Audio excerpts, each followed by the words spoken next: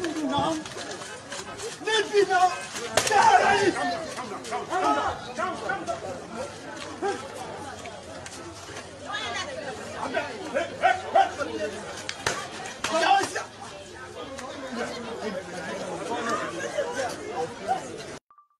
we are demanding to see the Inspector General of Police. Hello, are we here? Yes. We are demanding to see the Inspector General of Police. If the Inspector General of Police is not Commissioner of Police, yes, without us seeing the Commissioner of Police, we cannot live here. Yes.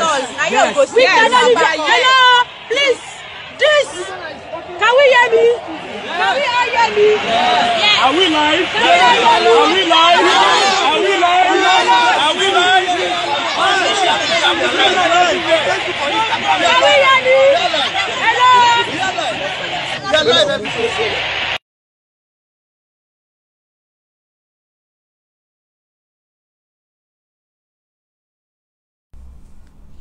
Hello and welcome to Today in the News on Vanguard Live. My name is Precious Tripodi and I have with me my co-host It's good to have you here. You look all sparkling and bubbly this morning. You. I think it's nice thanks to the weather. Let me just say the weather. Alright, let's just move straight to the front pages of the paper. We're starting off with Vanguard, and our main headline says brutality, right abuses, National Assembly moves against SARS. The writer says that Senate probes human rights abuse by operatives, others, urges IGP to arrest, prosecute security personnel involved in extrajudicial killings.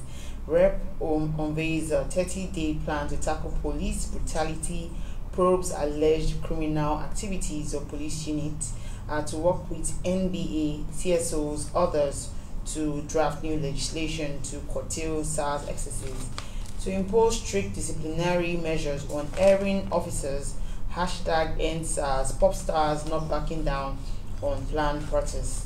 And COVID-19 update, we have Lagos records 84 new infections as confirmed cases rise to 59,738. You can see that on page 27.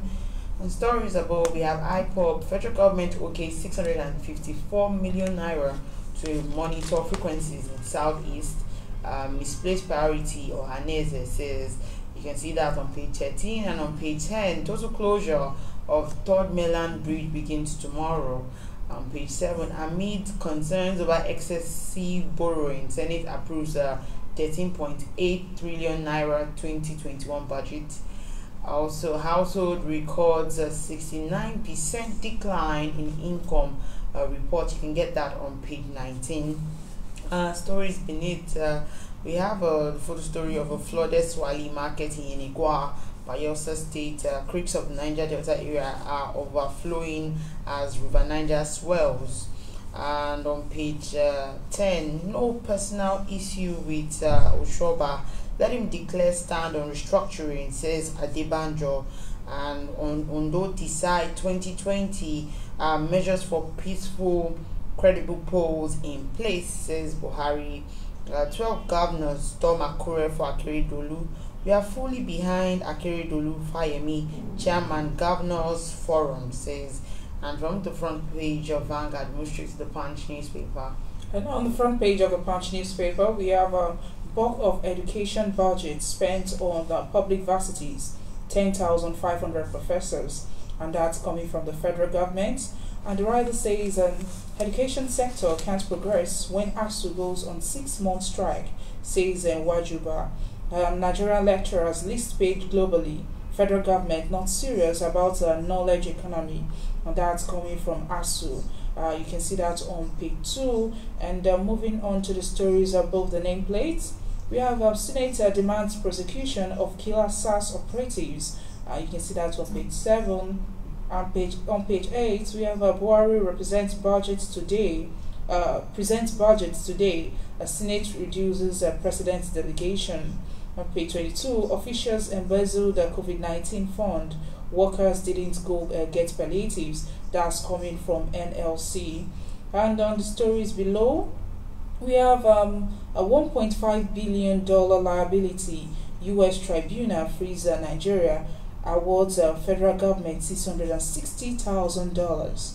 Also, ex-governor Hakim charged with fraud, giving false information. Emirates resumes Nigerian flights. UAE begins visa issuance. You can see that on page 19. Opposition kicks as two representatives dump PDP, join APC. And lastly, on the front page of the Punch newspaper, we have Buhari, Lawan, others, hail ex-minister's boss appointment as ASUU Emir. And you can see that on the page 8. And from the front page of the Punch, we move to this day's newspaper. And on this day's newspaper, no election will be free, fair, credible, Buhari assures Nigerians. The writer says President, ABC governors rally support for Akeredolu. Ondo Governor G3 of Jegede's popularity says secondaries. IG warns politicians against violence, citing security concerns. FEC approves spectrum monitoring in Southeast. OK's $3 billion for PH, that's Port Harcourt to Maiduguri, rural rehabilitation, reconstruction. Also, El Rufai names Bamali Emir of Zazao. And that's all we can take on the front page of this day. We move straight to the Nation newspaper. And on the front page of the Nation, we have power tariffs reversal pushed by Labour, its brick wall. And rather, panel members disagree on gas subsidy for Gencos. And Keamo, we are making progress.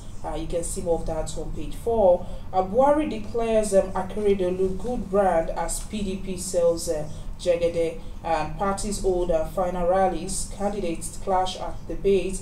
ZLP PDP talks collapse. You can see that on page 4. And above the nameplate, we have a senator's representative joint probe of SARS. Lastly, here we have a United States tribunal dismisses $1.5 billion suit against Nigeria. Alright, that's all we can take on the front pages of the papers. We're going to be going into the newspaper analysis segment. We'll be joined in by our guest via Zoom. She's in the person of Mrs. Fumi Komolafe. She's the former Labour editor of Vanguard newspaper. Just stay with us, we'll be right back.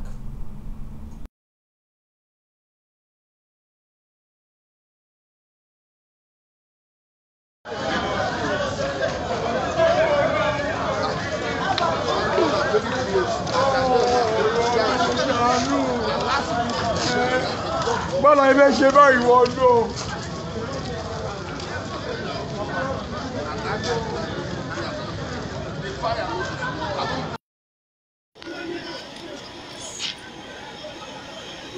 Hey, go back.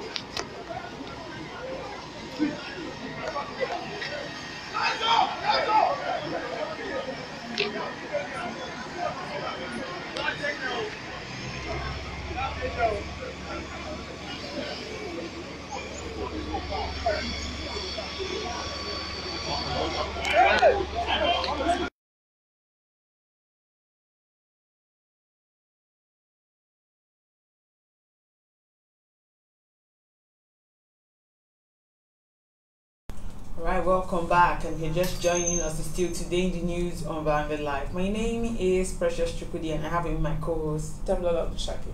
And joining us via Zoom is Mrs. Fumi Komolafe, former Labour editor of Vanguard newspaper. Good morning, Ma. It's good to have you here in the studio with us. Good morning. It's my pleasure. Glad to be with you again. All right. So we're talking about brutality, right abuse, and the House of Representatives, have said that it will partner with Nigerian Bar Association as well as civil society organization to amend the 1999 Constitution to impose a strong penalty against police brutality. What are your thoughts on what the House of Representatives is saying?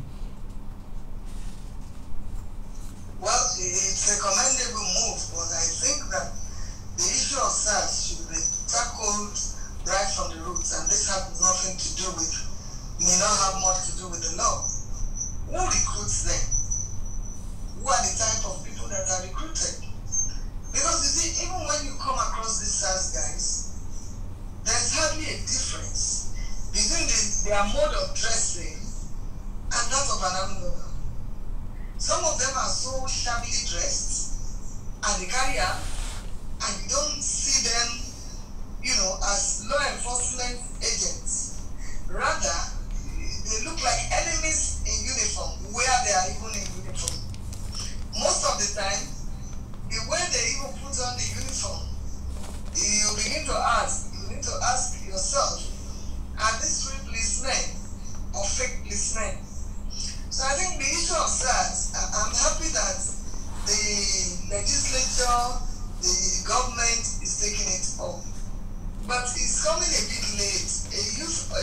of our youths have been wasted by these guys who, out of their own personal frustration, descend on these youths, wasting their lives. It's not the first time that we're having this type of enforcement outfit. Lagosians remember very well Operation Sweep by Governor Biafra then, and it's a military administration. Now, people love Operation Sweep, and they moved swiftly and did very good things. But when this SARS is coming on, they are beginning to look like criminals in uniform. Therefore, the House of Rep is in order, but we need to attack the issue of this SARS problem from the roots. Who recruits them? Who are the characters recruited? And these people are allowed to carry arms. So I think that's where to start. Okay, do you think that scrapping of the agencies might be a right thing to do? No, I don't think we should scrap it. But it should be clearly defined what their roles are. And then reformed. Okay? I don't think we should throw the baby away with the bathwater. For instance, what is the business of SARS? With someone carrying a laptop and you jump to conclusion that that person is a Yahoo person, a Yahoo boy. Is SARS now an arm of EFCC? I don't understand. So I think that it should not be scrapped, but it should be reformed. And the reform should not be by the police authorities alone, because it would appear that the police authorities are just not getting it right. I don't know how they recruit, what's the criteria for the recruitment. And you find all sorts of shady characters in uniform. So I think that it should be a broad composition of people who will take a review of this SARS and its operation. And its operation was publicly defined. They are not in the EFCC, for goodness sake. And they were not created to be EFCC. If the EFCC needs their services, I'm sure EFCC or ICPC will request for it, but not that somebody goes on the road carrying a laptop and then that becomes a criminal offense. Then that's completely out of it. All right, looking at the situation of federal SARS now, do you think that we have the jurisdiction and constitutional mandate to review the laws governing the operations of these agencies? Of course.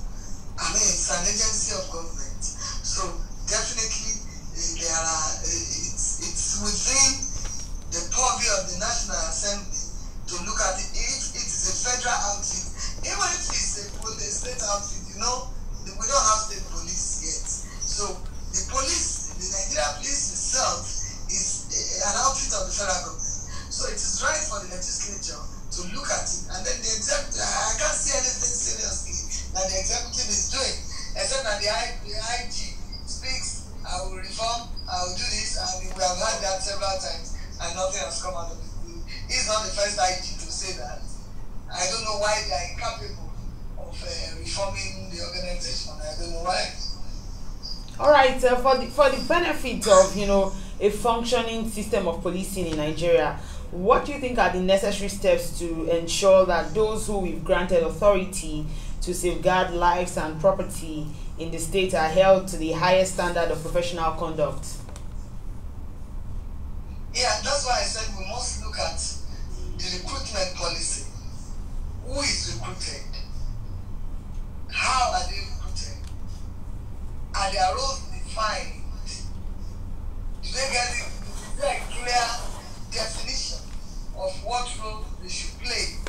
Now, if we are able to put all this in place, we will get an outfit, a police outfit that will be useful to society. This one is not useful to society.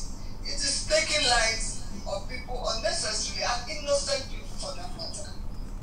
Okay, now, Mrs. Komalafe, let's discuss about the ASUU. You know, on Friday last week, the federal government, ordered that all schools should resume, and ASUU, refused to call off the strike. So the federal government yesterday, lambasted ASUU for refusing to call off the strike. So I want to ask you, what are your thoughts, on the ASUU refusing to call off the strike? Honestly, I think the current leadership of ASUU is a disappointment. And the way they are going to cause a break in that ASUU. And then they will turn around to say it is the government. Because I know that there are some members of ASUU who are willing to go back to work. Okay? Even if they are pending issues about wages, I think work should resume first. Given that these universities have been shut for about 6 months now, the students are anxious to go back to school, and then the lecturers are not ready to work. We are going to have a situation that ASUU will be the cause of its own death now. It will not be state influence or state induced. They are going to have a break in their rank and file, and you will find that some are going to go back to work, and then very soon that association will be pushed into irrelevance, unfortunately. Because at a time like this, what is expected of intellectuals is, let them be in the research institutes, those of them that are in the colleges of medicine, let them find us vaccine. Let it even be said that they have invented something that can take care of COVID-19 or any other. I mean, issues of the wages will never go away as long as you have wage employment. They will continue to arise. But ASUU can go back to school first. I wonder whether some of them have children there. If they have their own children there, I wonder why they are reacting this way. So I think they should go back to work. Whatever the issues are, then begin to discuss, and you may not be able to resolve all wage issues one at once. It could be gradual, one step and then another. I do not know whether if they have been paid for all these 6 months, then it is a disservice to the nation for them to refuse to go back to work when you are paid, when you are earning salaries for not working, and now the time to work has come and you are refusing to work. It's very unfortunate, and we cannot grow and develop our society this way, and we sit down and continue to say we are not making progress. How can we make progress with this type of attitude of ASUU? Okay, but the Minister of State for Education said the bulk of the money that is being budgeted for education is paid to the 10,500 professors out of 71,000 professors in Nigeria. Do you think this is enough? Well, I don't know what criteria the money is paid to individuals. I don't understand. But if the money is pumped into federal universities, who gets it? What is it for? Who monitors it? Because you cannot just throw money into the university system. There must be a way of checking and monitoring how this money is spent and for whose benefits. Because it's important that money put in these universities by the federal government, if those figures are true, because I have no way of verifying this. And I also know that sometimes in government, budgets do not necessarily represent what you get. Okay? You may have a budget that does not have cash backing. If it doesn't have cash backing, it remains figures on paper. So we need to tidy up this, but nothing can be done without consultation and dialogue. The parties must get talking. And that's why I think that ASUU's approach is wrong. Okay, according to Nigerians, the union's penchant for strike is actually pushing the students in public schools, public universities to private universities and also universities abroad. But so how do you think, this strike will actually affect the public schools? Well, it's already affecting. Long before now, is the prolonged strikes of ASUU has made those who can afford to take their children to private universities, some abroad. But what about those who cannot afford? Mind you, a good number of these ASUU lecturers in public institutions, they are the same ones. They are the same people who lecture in private universities. A good number of them do. And what they do with the public sector, they don't do with private universities. Definitely, they are killing these universities, and it is very unfortunate because it will mean that only those who can afford university education in the public private universities will be able to educate their children, and that is very, very unfortunate. Our society cannot develop this way at all. All right, let's talk about the issues of restructuring. And some elder statesmen have called for the restructuring of the country, so that it won't disintegrate before 2023 polls. What are your take on that, ma'am? Absolutely, I agree with restructuring. In the first case, why we are the country with the largest population of blacks in the whole world? Must we use American type of democracy? Must we use British type of democracy? What is wrong with Nigeria? Sitting down and our intellectuals brainstorming and coming with our own type of democracy that will be a model for Africa. Because what we are doing now is so expensive, and rather than helping us to develop, we are retrogressing as a nation. Okay? I am for restructuring. Whichever way it is, we need a weak federal center, stronger regions, if you like, stronger regions, stronger states, if we are going to continue to have states. But I don't know whether this state structure is the best for us. We are not sure. Okay? Whether it is regions or states, let us have more powers there. Because the federal government, I don't know which land they own. They go to states, they make laws and take over land that are physically located in certain states. Okay, I think that it is the states that should feed the federal, and not the federal feeding the states. The way we have done this thing for how many years? Going to 60, and we have not progressed. Isn't it time to have a rethink of our political structure, and if possible, devise our own indigenous political structure and make progress? All right, you spoke about retrogression, and but there are people who are saying that there are some persons who are currently benefiting from the current status quo of the country. Do you agree with them? Of course, there are people who are benefiting from this current status quo. I mean, some of them have been ministers, even their children are ministers, some are making their daughters PAs. It is becoming familitocracy. Let me put it that way. Okay? What we are having, so yes, definitely some people are benefiting, and they are benefiting at the expense of the greater number of people.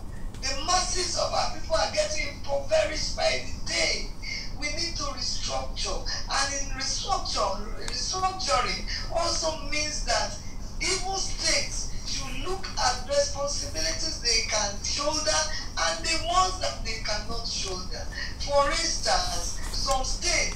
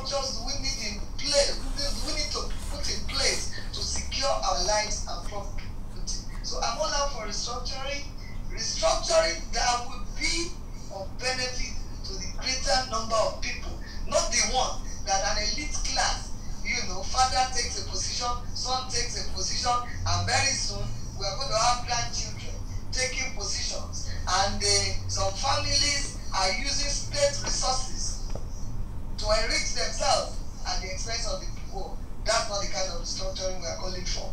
Okay, from there, let's just discuss about IPOB. So, coming on the heels of the growing agitation by IPOB for independent nation is the Federal Executive Council approval of 654 million naira for the deployment of hybrid spectrum monitoring system targeting illegal frequencies in the southern part of the country, especially the southeast.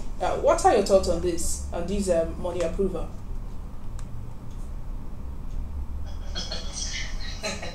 It's so ridiculous. I can't help laughing. It's so ridiculous.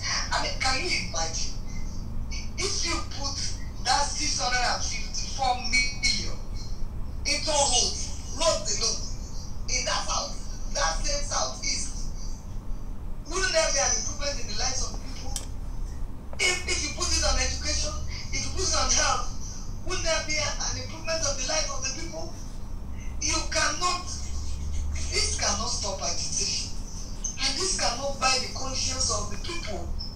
It's just a waste of money, and I think that some people want to enrich themselves with this thing. But I don't know what purpose it is meant for. A country where even tap water, a hose, is a luxury. You are putting 654 million to monitor frequencies in Southeast. Why Southeast? Is it only Southeast that is agitating? Niger Delta is agitating.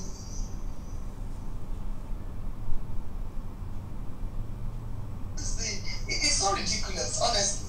It's so ridiculous. And something definitely is wrong. Okay. It's those in authority in this country. According to Minister of Communication, that's Dr. Issa, it says that the monitoring has covered the 5 zones. That's the northeast, the northwest, the north central, southwest, and south. But they are yet to cover the southeast. Now, do you think the spectrum, has helped to arrest the worsening security situation in the north, especially? I don't think so. I don't think so. Is this money meant to be used by NCC or what? I don't think so. We continue to have bandits, headsmen, whatever name you call them. Even anywhere in the country, I think this is a waste of money. I insist it's a misplaced priority.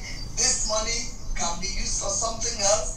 And if we are monitoring frequencies, we must do so.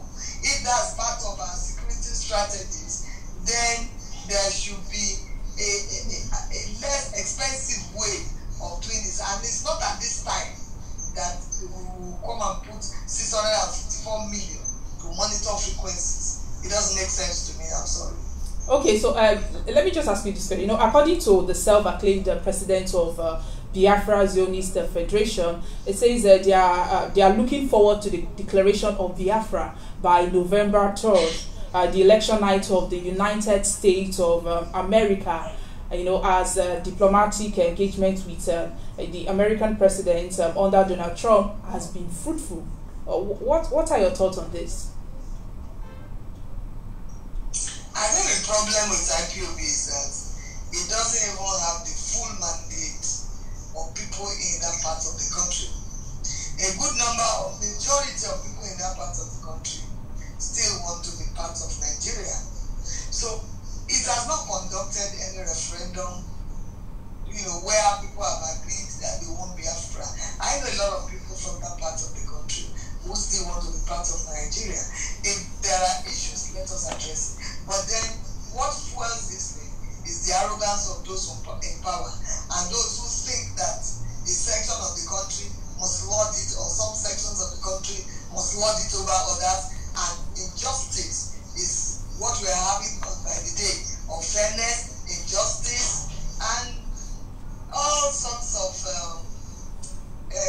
moral, all sorts of issues that demoralize people and alienate other people.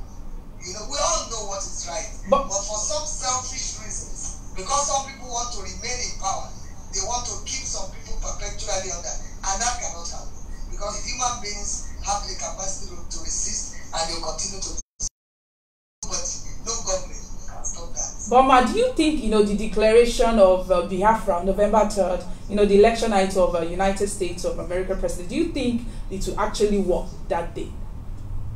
Do you think it will be successful? What is a declaration? A declaration is a pronouncement now. So we will say, but whether in practice it will come to be is a different thing. Will that Biafra be a member of the United Nations? Will it be a member of ECOWAS? Will it be recognized by all? It goes beyond a mere pronouncement. I can sit in this my sitting room and declare we are republic. Okay? But of what effect is that one? So yeah, you can make the statement and it's freedom of speech, That's the way I see it. All right, let's focus on ONDO election, and there have been pockets of violence before now, and I want to ask if you think that this pocket of violence might, reduce the turnout of voters on Saturday. ONDO is a very volatile state. It's a state that people are politically conscious.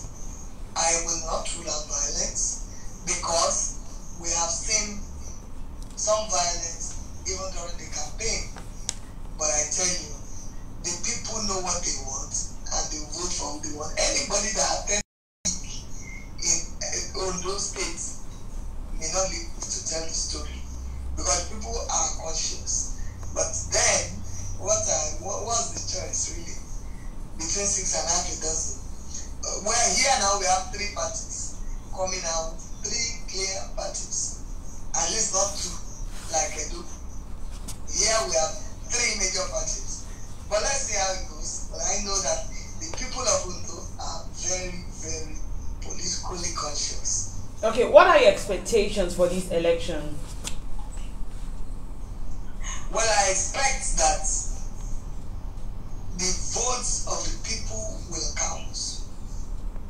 Any attempt to rig may result in the kind of violence that engulfed the nation. It started in 1983 like that, and the nation paid dearly for it. So I think that kind of thing should not be allowed to repeat itself. Allow voters, allow votes to count. Let the people decide. Let them make their choice. That's my position, and I hope that that is what it will be. By the way, I'm a stakeholder in the state, so I'm watching from the distance what is happening there. All right, we hope to connect with you during the elections. Thank you so much, Mrs. Fumi Komolafe, former Labour editor of Vanguard newspaper. It's good to have you this morning. It's my pleasure, and well done. Thank you very much for having me. All right, remember that you can equally like, share, and subscribe on all our social media platforms showing on your screen, as well as if you want to find out up-to-date stories. You can go on our website www.vanguardngr.com to find out more of our top stories. We had a fantastic morning with Mrs. Fumi Komolafe. Yes, we did. I'm sure that today is going to be a very great day. All right, thank you guys for watching. I will see you very soon on next program. Yeah.